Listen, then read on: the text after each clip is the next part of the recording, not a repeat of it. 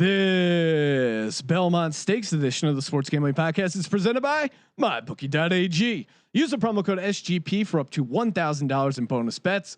Plus, deposit this week and you'll get a $10 free bet for the Belmont Stakes.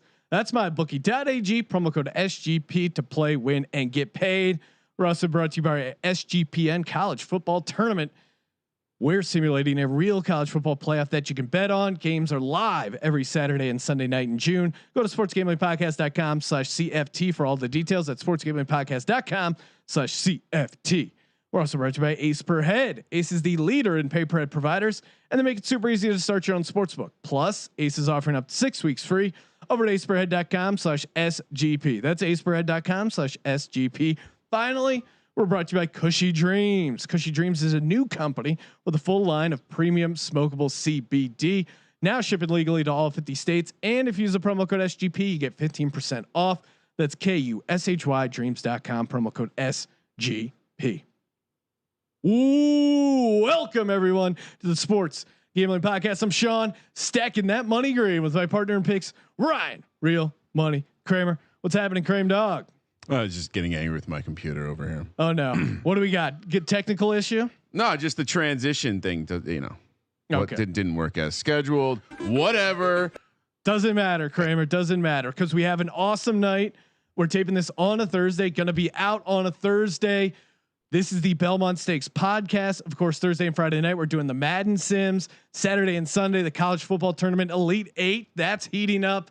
So much going on, and yeah, we just taped the interview with our new horse racing contributor from England, and dare I say it, a star is born. Kramer, guy nailed it, and again, it's just fun to hear a dude talk about horse racing with an accent. Yeah, brought a tear to my eye, just like Bradley Cooper and Lady Gaga. And of course, he's a fellow D-Gen, and if you're a D-Gen like Malcolm or us, make sure you go to mybookie.ag, the presenting sponsor of this podcast. Special deal they got going. If you use the promo code SGP, sign up. Not only do you get that deposit bonus up to $1,000, but you also get a $10 free bet. That's right, $10 completely free in the race book. So maybe you like some of the picks we give out here. Maybe you like I don't know, you got your own thing going on. Whatever it is, $10 free bet. Head over to mybookie.ag. Use the promo code SGP, and of course, if you want to bet on the college football tournament, that simulated games, the Madden Thursday and Friday night sims we got going on in June, you can bet there. There are futures for the college football tourney now, which is awesome, which is crazy. And I'm already looking at. Well, you know what, Kramer? Let's break down the college football tournament odds after we talk to our boy Malcolm. You teased me too. Even Kramer felt for the tease. You're hearing the music. You're talking about horse racing. Sports are back, baby. They are. UFC going on. Golf. My boy Bud hitting a couple birdies there in the Heritage RBC Heritage Classic. I don't know, whatever it is. Sports are coming back. NBA about to happen. If you're looking to book some action, make sure you go to aceperhead.com/SGP. That's aceperhead.com/SGP. Get up to 6 weeks free. Again, you don't have to know anything about being a bookie. They set you up. They take care of you. aceperhead.com/SGP.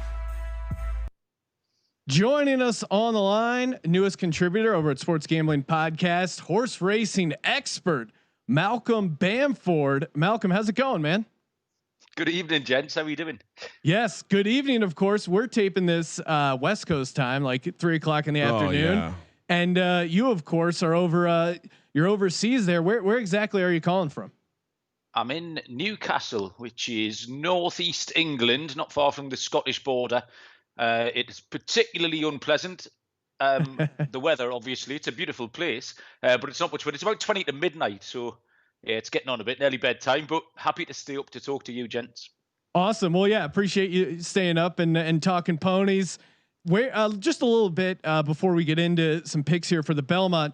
What's your kind of background when it comes to horse racing? I know you've written about it overseas there, but what got you into the sport, and how long have you been following it? Well, I'm a D-Gen, born and bred, man and boy. I'm a D-Gen. I used to sit with my granddad And every time my grandma would complain about him having a bet, he would say, "If I don't have a bet every day, how do I know if I'm in the middle of a winning streak?" Which I've used that quote. I've now used that quote for 45 solid years. Like, so I've got I always watch the racing. I've got a local track. Newcastle is about a mile away.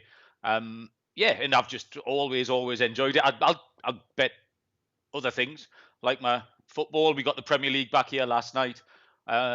Everything I know about the NFL, I learned from you two. So I don't know where that stands, if that stands me in good stead or not. Well, and yeah, quick sidebar. We put out kind of like an open casting for people who know horse racing and can write about it on the site. And then you hit us up and the email address, I had looked back and you mentioned it in your email as well, that you were one of the, I think you were one of the winners of a free roll football contest. Right. I have got my hoodie on right now. I didn't know if we would have pictures tonight, so I put my hoodie on. I'm representing. But yeah. I think I went 13, 2-1 in week 10 or 11. That's awesome, man. We have done a great track record of mentoring some Brits looking to get involved, expand their D-Gen horizon. Well, exactly. Absolutely. And of course, we just put out a EPL returns podcast. Our boy Billy Bahate is covering all the footy ball on the network feed as well. So there's Billy went 2-0 last night, so he's off. He's started where he left off again. Nice. Yeah, and he's stuck in a hot streak right now. So if you're looking to play a little EPL, make sure you check out his podcast and the site. So getting back to the horse racing, what's the horse racing like scene over there in the United Kingdom? Do you guys do they have major events in the Triple Crown format? Is there just a league? How does that kind of break down? It's the same but different. They follow the same kind of pattern. So the 3-year-olds, the Belmont at the weekend is the first of the big 3-year-old races, the classics of the year. We'll follow the same pattern, and as we go through the year, there's some large international meetings. So our 3-year-olds will come across the Breeders' Cup, the Dubai World Cup, and things like that.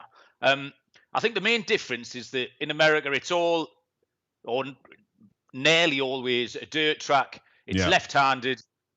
Where in Britain, there's such a huge array of race courses. There's right-handed courses, left-handed courses, uphill, downhill. There's really tight tracks. There's big galloping tracks. So there's a lot to it. It tends to be more situational in this country, where in the US, they use a lot of speed figures. They use a lot of... it's not necessarily true handicapping because it's just left hand down one corner. So yeah, it's the same but different. And say our 3-year-olds, it's a good competition actually. When we get to the Breeders' Cup at the end of the year, the Europeans will come across, the French will bring some horses, and then you've got the Japanese and the Australians, and the Irish always bring a load of horses, and they always duke it out. It's normally about November time, I think, isn't it? The Breeders' Cup over there.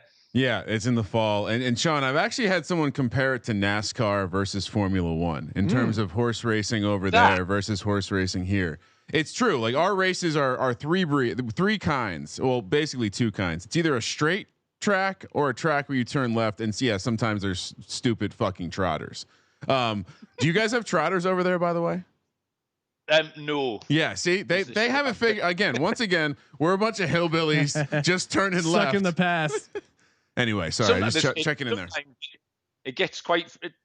If I'm having a late night bet when all the family have gone to bed, you can't access the stream of the race until you've had a bet.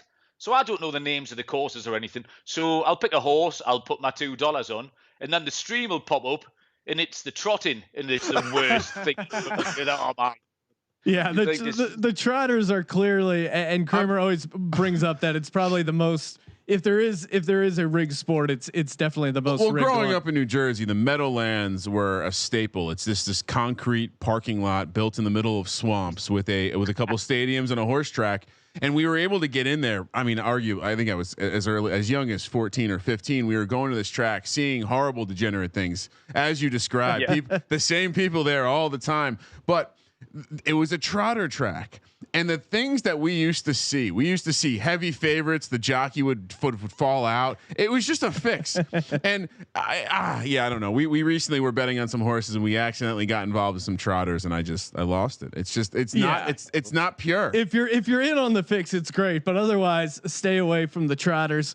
All right, bringing it back to the Belmont Saturday.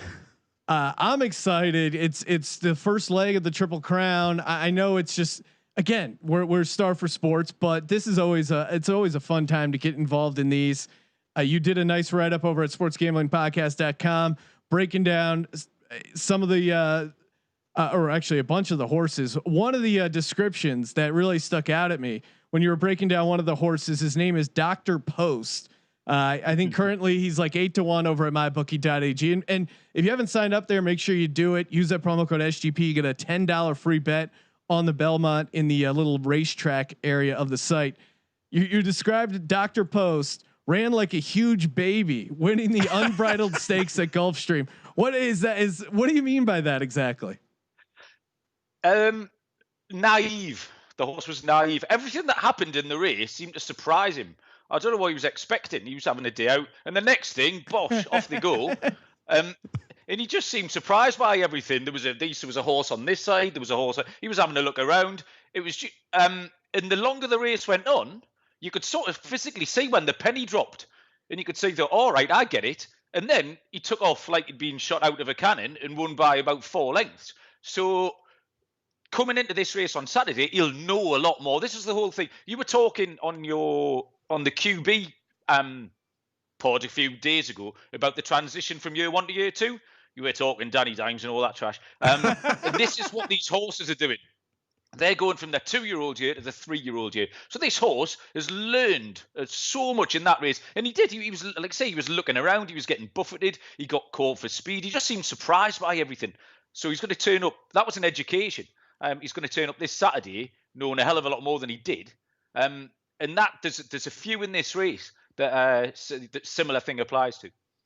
Well, yeah, and that's a great transition point. Of course, 'Tis the Law. He's the favorite, and I think it's like 4 to 5. It's hanging around even money, and you even pointed out it's not fun to bet the favorite. It's not a bet for the working man. Make the case for why 'Tis the Law is such a huge favorite. 'Tis the Law. There's a couple of things when this boiled down to, because there's not been an awful lot of racing. This was actually quite a straightforward race to look at. And I don't mean straightforward in that it's easy to pick the winner, but there weren't many jigsaw pieces to put together because there hasn't really been enough to cloud the issue. 'Tis the Law's got the form in the book. He's the only Grade 1 winner in the race. Everything he does looks effortless. He's been working really well. The connections are sounding confident. So everything that rock solid facts point towards 'Tis the Law. The second part of it is what we just talked about with the likes of Dr. Post, and the other one I put up was Max Player. These are horses that you want to improve to be able to challenge 'Tis the Law. So you pay your money and take your choice. Do you take the one that's got form in the book, or do you look for something that is going to improve? Because undoubtedly there's some improvers in this field, and with a big gap in their 4 months since they've sort of trained and ran, and there's a big gap in the form book which isn't normally there, so it's ripe for a surprise. Well, yeah, and you make that case. I know Max Player 25-1. You kind of highlighted him as one of the longer shots that you like. He's coming in well rested. He hasn't raced since February 1st, and it seems like just from reading all the stuff on the Belmont, there's that whole rest versus rust. The same thing we see when there's a long layoff. Like, does the rest help them or does it hurt them? What do you think the rest is going? Will it help a horse like Max Player? I heard. Did you not hear this late breaking news that this horse was allegedly participated in the Kyrie Irving call? Oh, really? And is looking to rally the horses? They're gonna have their own race. I'm sorry. I just that's great. But yeah, Malcolm, what do you think? Is rest going to help these horses, or is it going to hurt? And of the ones you think it's going to help, which ones stand out to you? That's something I never know about because I see it in little write-ups all the time. Every time there's a race, you get the racing post, you read the race card, and it'll say about a horse goes well fresh, which means it's won before after a layoff. Some horses run 2 or 3 times a year. Other horses you can flog to death 12, 13 runs a year. So you get some. They're not machines, but they're like people. You'll get like a Christian McCaffrey type Derrick Henry, you run them all day, they will just get up and keep on running. Or you get a real fragile type. So really, that no one knows. That's the sort of thing the trainer, and probably the trainer doesn't even know. It's the sort of thing someone who's guessing would say, "Oh, that horse runs well fresh," or "That horse doesn't run well fresh." And really, it's such a small sample. You'd be guessing. Like, I'm not going to sit here and guess. That's not my job. Sean, I do find it interesting because the Belmont, of course, is usually the last race, and typically they have the ramp up in distance. So there's a stamina question here, which I would imagine would when handicapping the race, like, is that just a complete wild card? Because a number of these horses we're not really sure, right? Well, that's the thing with the reason they've moved this race back to 9 furlongs is because during the year there's a natural progression. The horses are getting older and they're getting stronger. They're still only 3, so in 4 months from now, that's another 10% of their life they've added on. They're stronger. They know a little bit more, as we talked about in education before. So the usual progression, the classics in England, are they'd run over a mile in April or May. They then step up to a mile and a quarter in the summer, and in the autumn is when they'll take the 1.5 mile races on, which is exactly what we're doing here. So the racing authorities actually, I think, have done quite a good job in dropping this to the 9 furlongs. And then they'll step up as the year goes on. There are undoubtedly some horses who will be better at the 1.5 miles. I mentioned that Farmington Road needs a little bit further. Modernist needs a little bit further. I think they'll have their day, but they might be in the autumn. These the 2-year-olds, so that have ran last year, they'll have ran at anything up to a mile. So they're sort of coming back at the distance they're used to. So yeah, I know what you mean. They'll have been trained with the classic distances in mile. The 1.5 miles, but due to unforeseen circumstances, they haven't been able to do that. So there'll be some horses in here taking that chance at the shorter distances.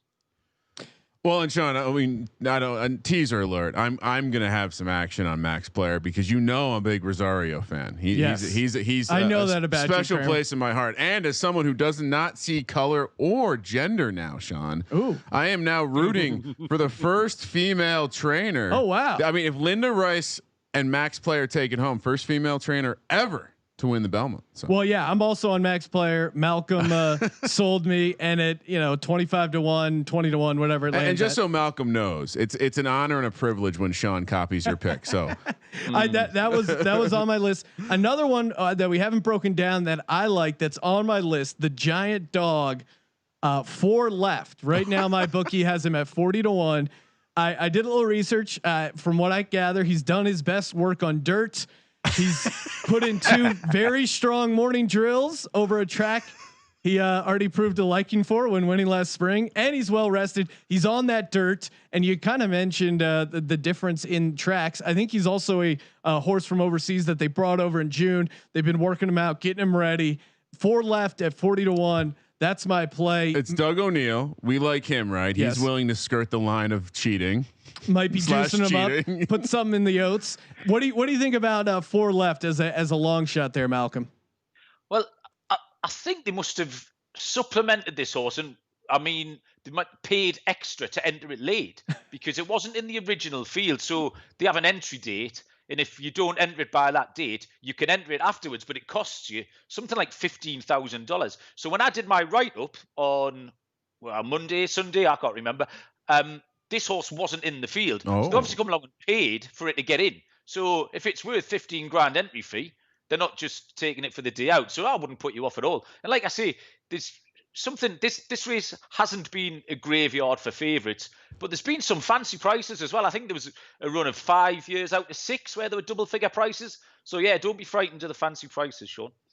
I mean, also I would imagine using any sort of historical reference for the Belmont Stakes would be useless because there are often those, massive favorites, but not necessarily because they're a great horse, but there's no horses running. The Belmont will often have a very tiny field. So yeah, I don't know. I'm intrigued. I'm obviously going to go crazy as I've advertised on this show. I may have a large sum of money in an account somewhere. MyBookie.ag, promo code SGP, from the Ryan McKee Zoom horse racing birthday party. Fun.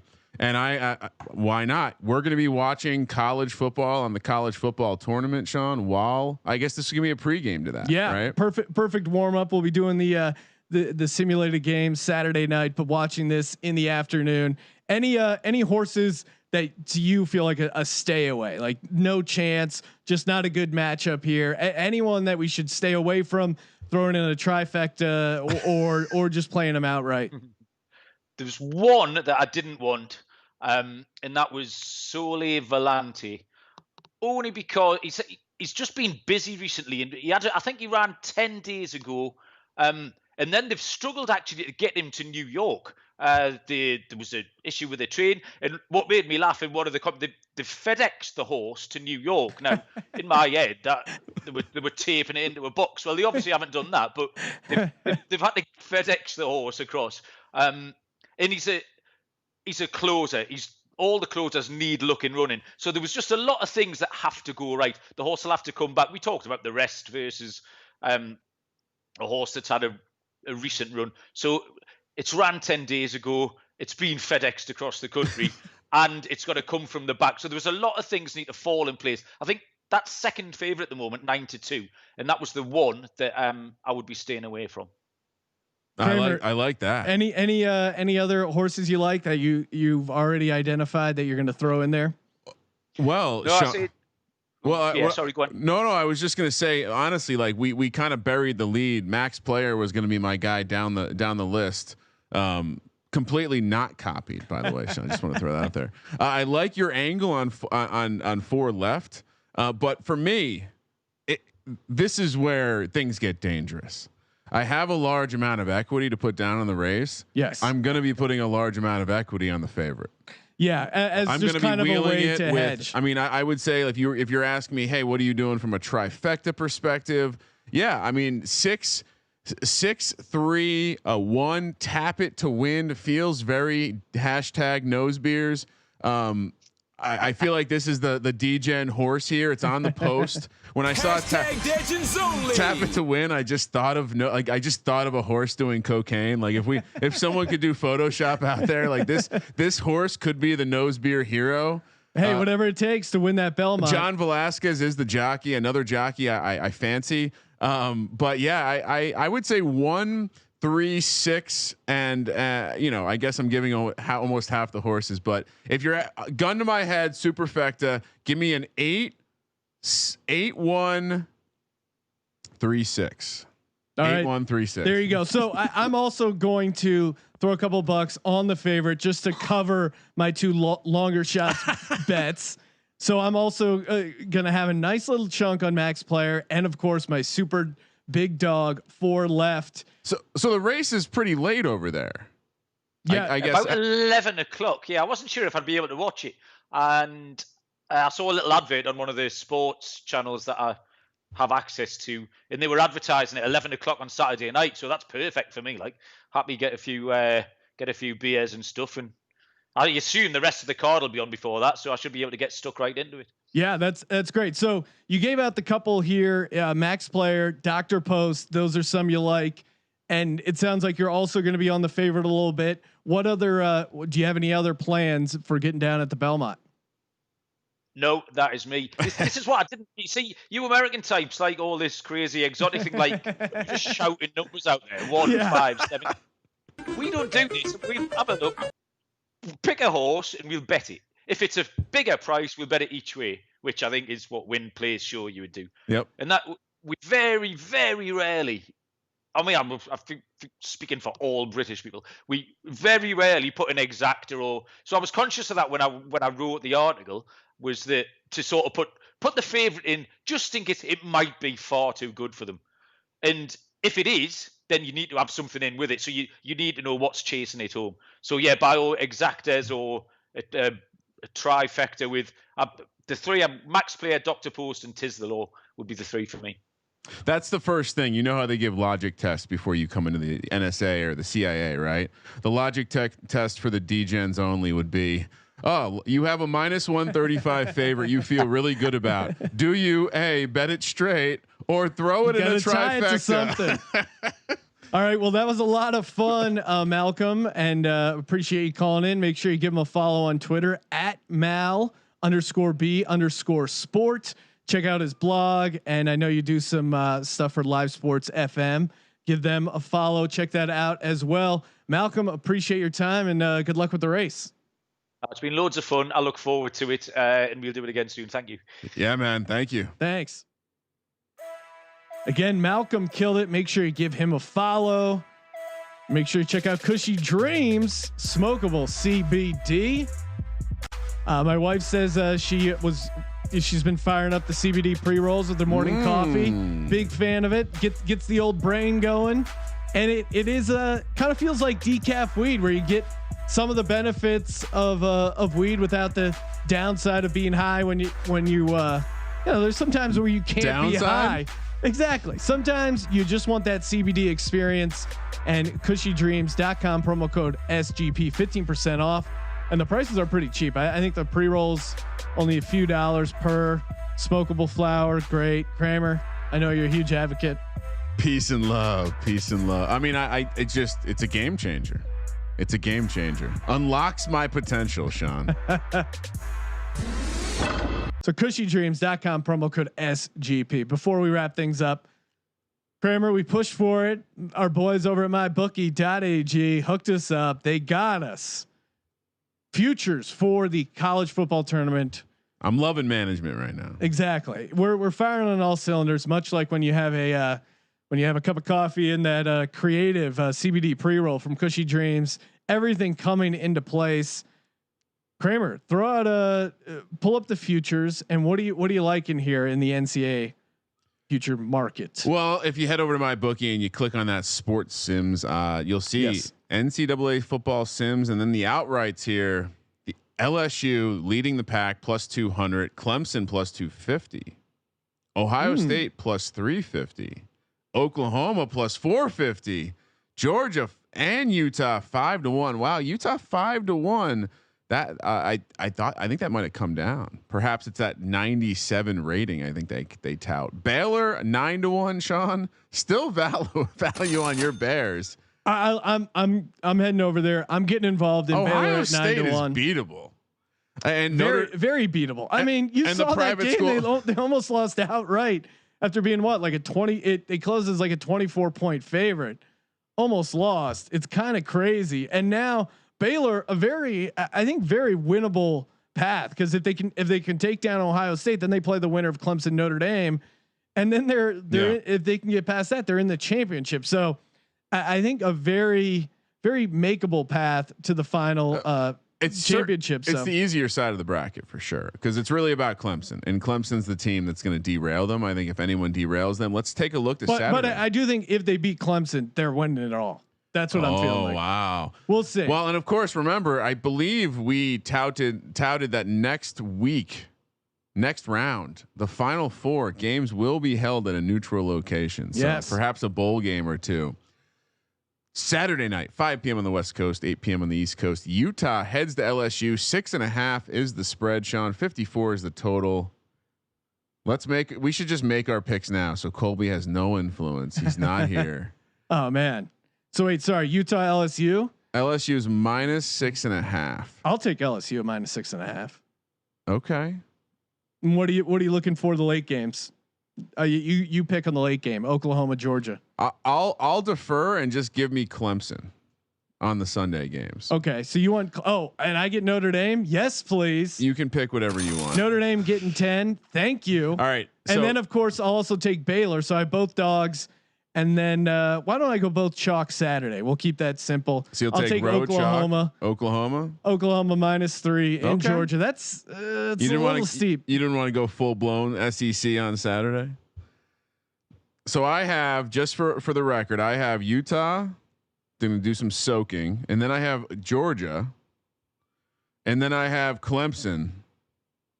Which Georgia's 3-point home dog, 58 on the total. Notre Dame at Clemson. Clemson -10, 52 is the total. Baylor at Ohio State. Ohio State -3.5 is the total. Oh yeah, I just saw that was 3.5. I'm sorry, 3.5. 54 is the total. So yeah, give me Baylor plus 3.5, Notre Dame plus 10, Oklahoma -3, LSU -6.5. Tie that all to tis the law. And a little parlay action here. Oh man, it's the juices are flowing. Gambling's back. #Legends only. Let's go, Kramer. Before we go, any future plays you want to throw out there for the college football market? I mean, if I'm gonna take a stab on a team, it's probably Clemson. It's probably Clemson. All right, that's what I'm saying. So you're taking a shot over at Clemson, and of course, check out. Well, and real quick, Sean, if you are listening to this on Friday, we will be in the booth Friday night calling some Madden games. Of course, it's now week 3. Yeah. So with the Madden schedule, we're picking like the primetime games of each week. We're now in simulated week 3. And that's why you're seeing like Miami at Jags, cause that was the Thursday night game. And then we picked the Sunday night game, the Monday night game, and then whatever the big Sunday afternoon game is. But yeah, and of course, if you want to check up on the tournament, see where you are with your bracket, just go to sportsgamblingpodcast.com/CFT. Kramer. I think that's all we got, Sean. Thank you for participating in the Sports Gambling Podcast. And for the Sports Gambling Podcast, I'm Sean, stacking the money green, and he is Ryan. Say it with me. Tap it all to win. #NoseBeers. Kramer, let it ride.